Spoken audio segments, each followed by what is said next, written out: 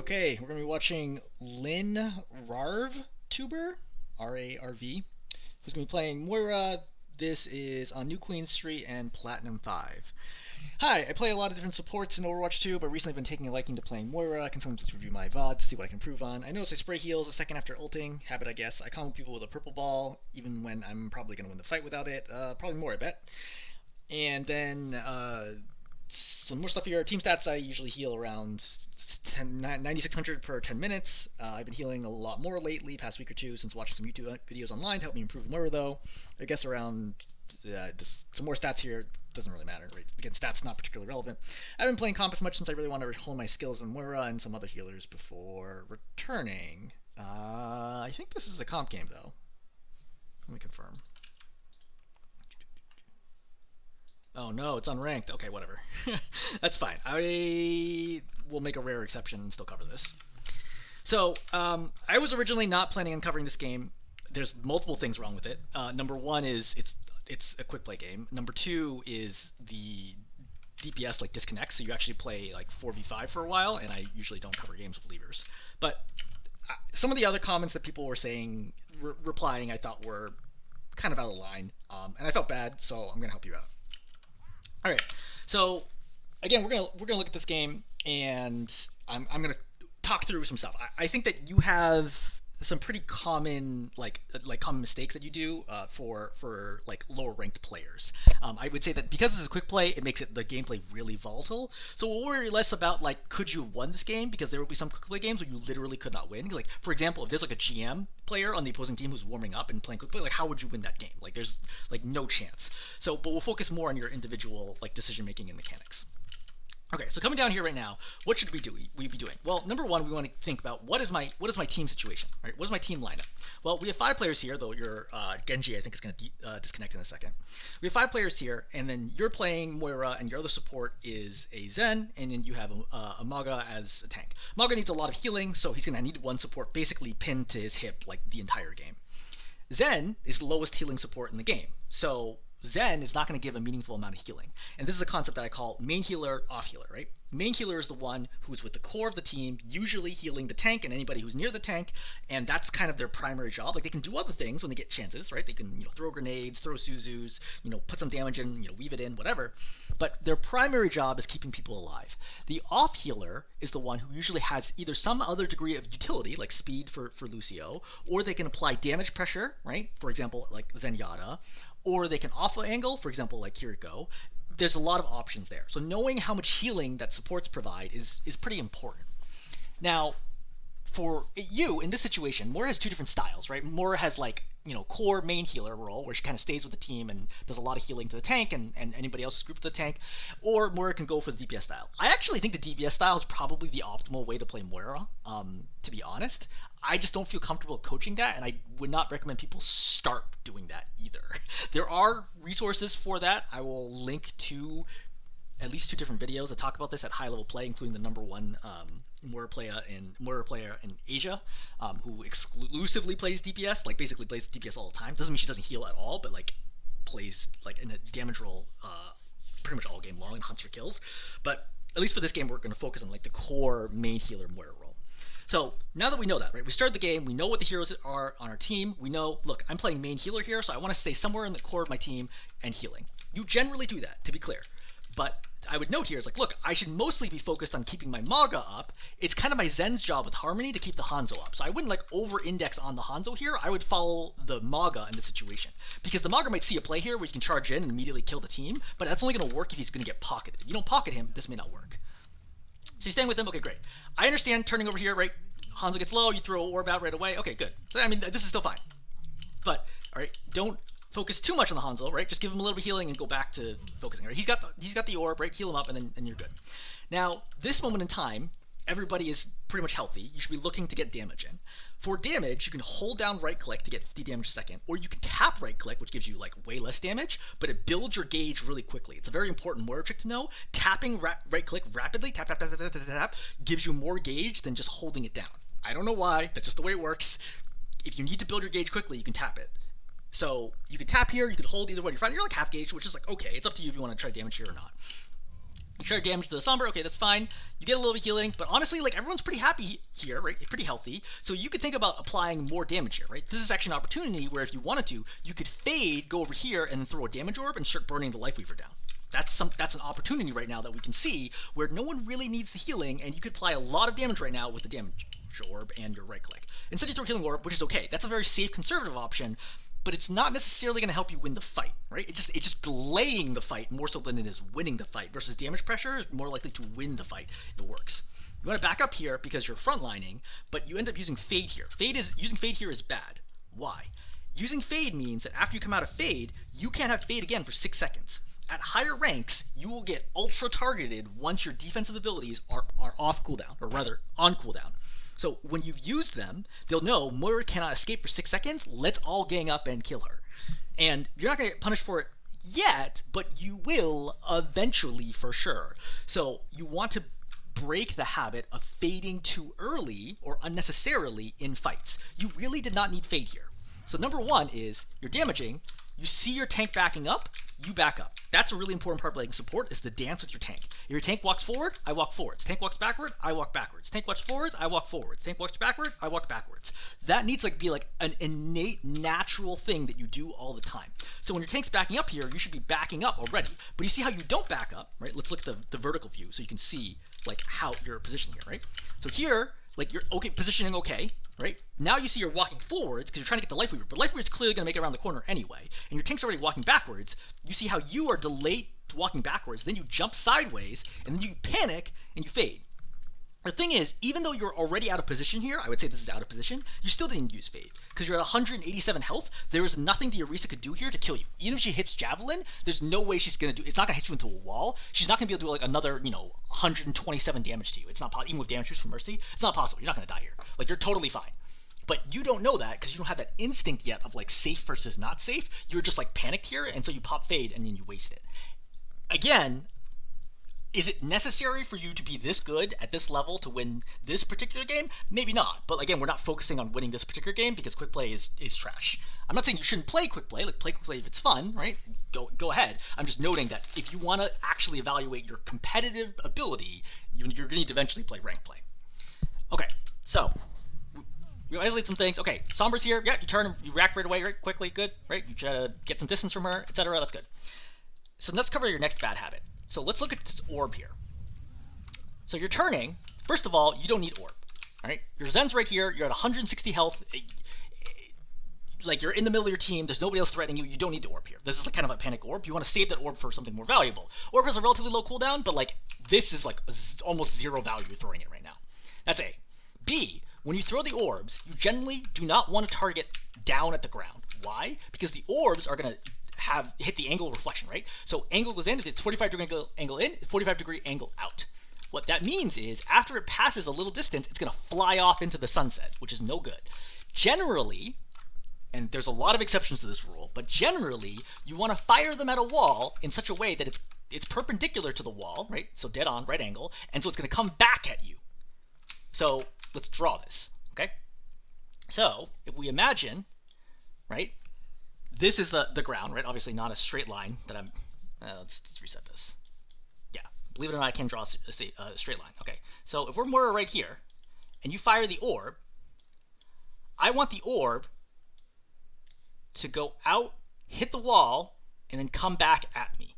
That way, I can follow the orb the whole time, and it'll heal me, right? Or damage if I'm trying to damage somebody. It'll hit the wall and it'll come back, right? For example, if there's an enemy right here, it's gonna damage, right? Hit the wall, come back, damage the whole time. That's what I'm looking for in this situation. But if I don't do that, if I instead fire the orb at the ground, what's gonna happen is it's gonna bounce off. And it's going to go up into the sky, into Narnia, and then that's no good because I never get the benefit from most of the orb unless there's a lot of people very close to the orb right away. Hopefully that concept makes sense, but it's like really important part of playing Moira. There are many exceptions to this rule, but as a general rule, I think you should just throw it perpendicularly at the nearest wall to get value, right? And if it's an enemy, you throw it behind the enemy. Okay. We've identified, there's a Widow here, we're going to fade. I think this is actually a pretty good fade, right? You get red out of line of sight right away. I don't know about challenging this right now, but, it's okay. I think that ultimately does fine. Hansel dying here, not your fault. I wouldn't worry about it, right? You're dealing with the Widow, that's fine. So, Maga walking forwards, I walk forwards. Right? Walk forwards right now. You're good. You're good. You're totally fine. You're safe. Walk forwards. As long as your tank is here, you are fine. Again, there are exceptions. As long as your tank is here, you're fine. Walk forwards. Mercy gets the res right now, unfortunate, but it's fine. Your Maga is not particularly in danger right now, and he's also popped Cardiac Overdrive, I believe. Yeah, so he's popped Cardiac Overdrive, right? When he's red right now, it means Cardiac Overdrive. I had to double check to make sure the animation was correct. So, your Maga's healing right now, so he doesn't actually really need more healing. What he needs is damage. So this is a really good opportunity. You see Mercy fade over here, right? Or GA over there. You could, for example, fade, jump over here, and throw a damage orb down this way and start burning down the Mercy. That would be potentially higher value here than just healing the Maga, who doesn't even need the healing. Right? You see, the Maga's like full health this entire time, like not doing anything. So that's where damage is really important. It's understanding, look, the healing I'm doing is not actually going to help very much. I need to actually look for opportunities to damage. Because you have no other utility as Moira, right? All you have is healing, damage. Unlike other supports, every single other support has something else that they add to the fight. All you are is healing or damage. So you really need to understand like the opportunities for when you do damage. You're way too close to the Orisa. Okay, fine. You're over here. Now I throw a healing orb. Okay, see, this is fine. I think I probably would have thrown the healing orb this way because I know that this healing orb is going to be enough to heal me up. And so I want the excess orb to fly towards the Maga. So it's tough as Moira to think, where's this orb going to end up in the future? So let's make sure that I make the most of this orb. Healing orbs heal for 300, damage orbs damage for 200. You're only missing 100 health right now, so this can be 200 health of excess healing. That's gonna go to waste. See, now it's just gonna fly off and it's not gonna do anything. But if you checked it over here, you would have topped off your Maga at a minimum, which is, again, extra value. And we're always looking to play optimally as much as we can to get as much value out of every action that we take. So, we're over here, healing. You see the Widow. I think that this is a scenario where you legitimately could just fade, jump up, and take that fight if you want to. Depends on how comfortable you feel. Because I think you actually see the Widow. She grapples up here. Yeah, you would have heard it. Maybe not have seen it, but you would have heard the grapple. She has no escape. You could just fade up, right? Take a close range fight for her, and then just duel it out. It's possible you'll lose it. It's possible the Mercy will fly over and save you. It's possible you get speared. But also, you're kind of in a tricky situation to begin with, and I honestly think this is a pretty good fight if you want to take this. But you decide not to take it. You're way too far away. This is not even close. So it's really hard to see, but your beam ends here. So to give you an idea of just how far away you are right now, I don't know how visible this will be in the replay because I can barely see it on my screen. But this is where your beam ends. This is where you are. You only went this distance. The Widow is over here. This is probably something like almost 1.5 times the distance more than where you are. Like, your beam is not even close. Like, I would guess your beam is like, I don't know, 20 meters or 15 meters. She's like literally like 40 meters plus away from you. Like, she is quite far. Like, you just can't reach this. Maybe it's more like 35 meters. Maybe it's 15 meters. If I had to guess, it's like something like 15 meters. Anyway, just noting here, your beam is not close to touching her. You shouldn't even bother. Okay, so up here, again, I think you have an opportunity to fade, jump up, throw the damage orb, and kill her, because she doesn't have grapple. So if you throw a damage orb and your regular right click, you're doing 100 damage a second. That gives her less than 2 seconds to kill you or have somebody heal her, which is pretty tough, especially at this rank, for someone to survive. So your primary mistake here is that you stopped short instead of flying close. If you're close, you can throw the damage orb and immediately start burning her down. Now you're really far away, which gives her a lot more space to work with. You hear her, you're definitely trying to juke her, which is good. At this point, I would consider taking the fight. If I hear her moving, she's not scoped. If she's not scoped, she's not going to be charged. If she's not charged, she can't instantly headshot me. Even if she headshots me, it won't instantly kill me, which gives me a chance to recover and win the fight. So as soon as I hear her running / jumping, you could try taking the fight right now. But you decide to juke here, which is fine. Again, notice that everybody else is kind of getting pushed in right now. I think you're really looking for an opportunity to get some damage in. I would probably stick this out. Like, she's pushing me right now. I would throw damage orb and damage her. That does 100 damage a second. Mercy only heals for 55. I would still do 45 damage a second and kill her in 5 seconds. A little less than 5 seconds. Right. This is also a good example of where knowing numbers in the game is important. If you don't know, hey, can I kill this Widow through Mercy healing? That's tough because you'll make different decisions if you know or not. I know I can kill the Widow through the Mercy heal, theoretically, right? There's going to be a lot of things that have to go right here, but at a minimum, I'm threatening the Widow through it. Once the damage orb is passed, then I can leave. But like, as long as the damage orb is here, I can potentially kill the Widow in this situation. certainly she needs to respect it. And you see the Widow right now is actually trying to kill you with automatic fire, which is very unlikely to work because you heal 24 health a second while you're zapping her. The Mercy is left because she's busy doing other things. This is a one fight. Like, if you just stay here, you'll kill the Widow here, almost guaranteed. Even at 95 health, I'm pretty sure you win this. You're jumping right now repeatedly. As a general rule, do not jump. It makes you very easy to hit, and we're going to see that in a second. So right now, the Widow comes over. She's looking for you. You're going to jump, and she's going to kill you. Now, I suspect you're probably at a level where you think that getting killed by snipers is a random thing. One of the things you'll learn as you improve is that there are almost no random kills in Overwatch, right? Other than like random, like blind fired, like Junkrat grenades, there are no random kills in Overwatch. Every death you die happens for a reason. Almost all those reasons are preventable. So if we look right here, why does the Widow get the kill here, right? Keep in mind, she's taken multiple shots at you already and not gotten the kill. Is it just your time? Is that why you die? Look what happens right now. So she's tracking it. You see you're jumping, and you see you land, and the moment you land, you're stationary. That's when she gets the headshot. And this is why jumping is bad, because when you jump, you move in a predictable arc that you cannot control, and you come down in this spot, right? So somebody who's used to players jumping, they understand exactly where you're coming down. So, oh damn, I didn't even know I could do that. Great. If somebody sees you start jumping, right? They see you start jumping. What they do is they look at where you're going to land. They put their crosshair right here, and then you fall into their crosshair, and then they headshot and kill you. That is why you don't jump. Jumping makes you easier to hit than strafing. So because if you're strafing, I go either way very, very quickly, right? My head could be here, my head could be here, it could be here, it could be here. There's a lot of possible increments of where my head could be. But when I jump, there's only one possible spot for me to be, and I am frozen at the top, at the vertex of my jump, and at the bottom of my jump. Both of those areas are where you will get killed when you are jumping. Again, at higher ranks, this will happen to you all the time if you jump. Very few high-level players will jump, and then when they jump, it's very situational when they will be jumping. So, just noting here, that's why you die here. It's not random. It's because you jump, and the second you land, she pops you. Because you're no longer strafing. Even strafing in a straight line is better than jumping, though I would not recommend strafing in a straight line either. Alright, so we're chilling over here. Right, our team's kind of staggering a little bit. We're like waiting for an opportunity.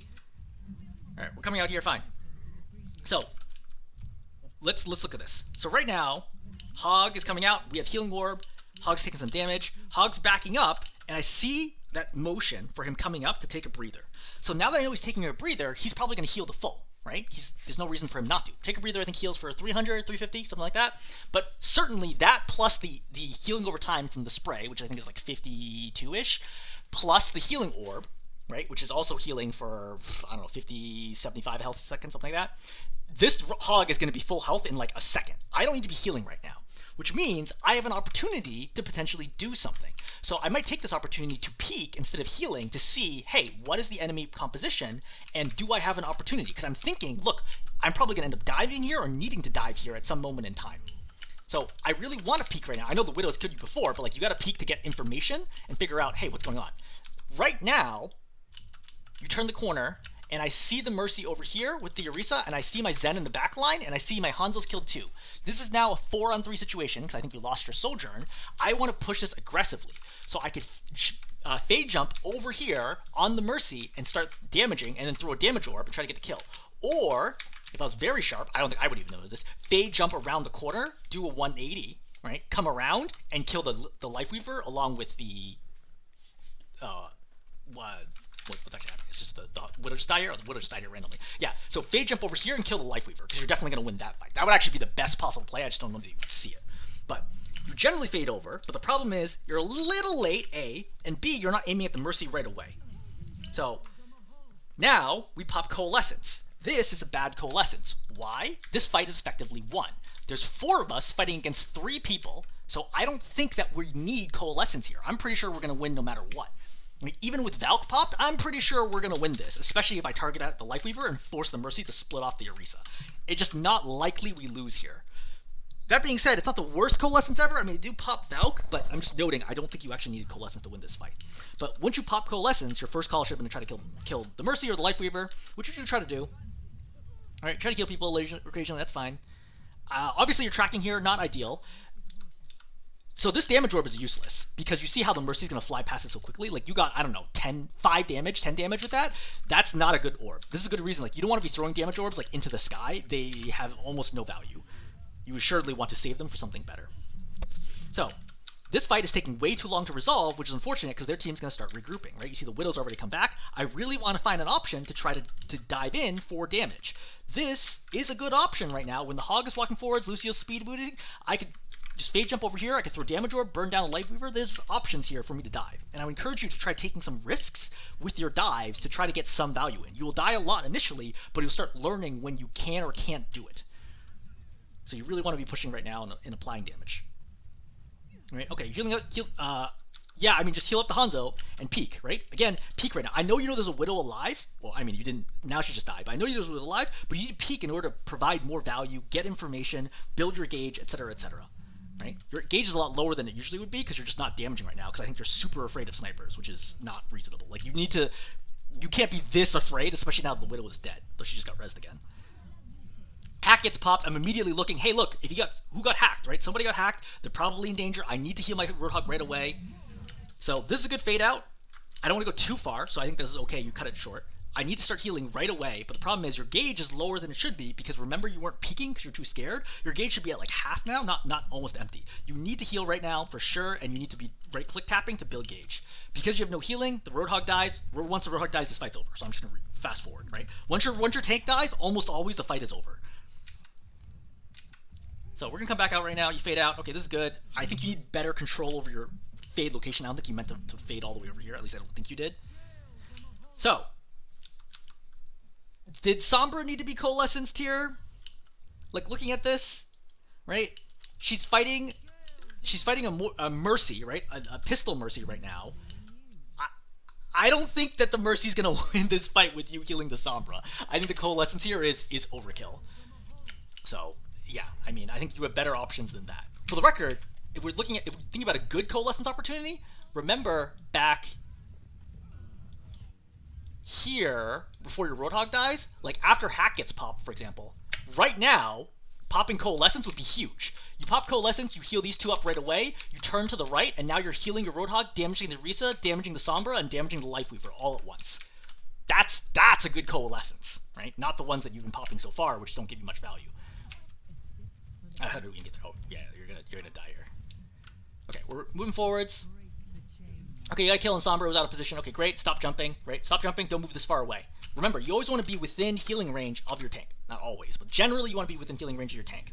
But you're too far away right now because you're too scared. You have to step up to some extent and just take a chance. The Widow's not gonna hit you. Again, the only headshot the Widow has hit on you so far was the one where you jumped in a straight line. That's how she got you. So other than that, she's not gotten a single kill.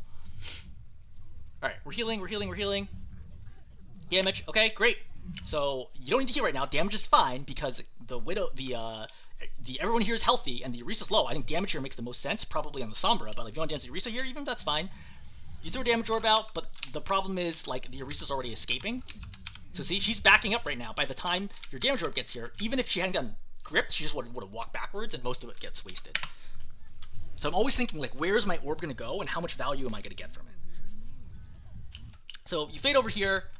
One thing to note here is that, like, your team is committed, right? Like you got your Sombra over here, your Lucy's over here, like all these people, Genji's over here, like everyone's diving in, like applying pressure, like committing. You're way too far back. You're playing far too safe. You need to aggress right now. This is the moment where you need to fade in and try to do something with your team. You don't need to fade in like here, but even like here, right? Or here. These are all viable options for you to apply damage and like help out your team versus being this far away. Now your team has lost 2, so there's almost no way you can win this fight.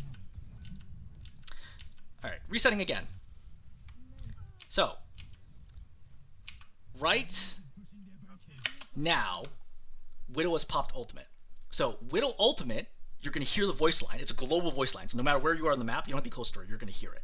Once you hear her voice line, she has 15 seconds until Infrastrike is over. So an easy way to think about this is look at the clock and subtract 15 from that and be like, I can't peek until 15 seconds are over. So it's 4:33 right now. So until 4:18, or to be safe, let's say 4:15, I can't peek because she can see everybody through walls. So I can't go anywhere where she can see me because I will die. 4:32, 4:31. Again, I'm thinking, look, I just want to hide someplace really safe. If Widow like grapples over here and kills me, fine, like so be it. But I don't want to like walk out here or out here or out here. None of these spots are safe, so I just want to stay behind cover. And I think you think about that because you're trying to stay behind cover. You're going to see the Genji get low right now. Again, I think even here is dangerous because the Widow gets lifted by pedal platform. To be fair, I think this is an unusual spot. This is like a pretty smart play. But I'm just noting, like, I would probably recognize this because I can also hear the gunshots. So you should know that the Widow's up that high. 4:25, 4:24, 4:23, and I get popped. So let's look at the timing. 25, 24, 23. You see there's still about 5 seconds of infrasight left. And the reason she kills you is because she sees where you are, and you're going to run in a straight line, and she's just going to be like, oh, okay. She waits and just pops you. Again, deaths, even the snipers, are not random. There's a reason for all of them. There's almost always something that you could have done differently. I know the Genji was low here. It's not your job to peek him if it means that you will end up dying.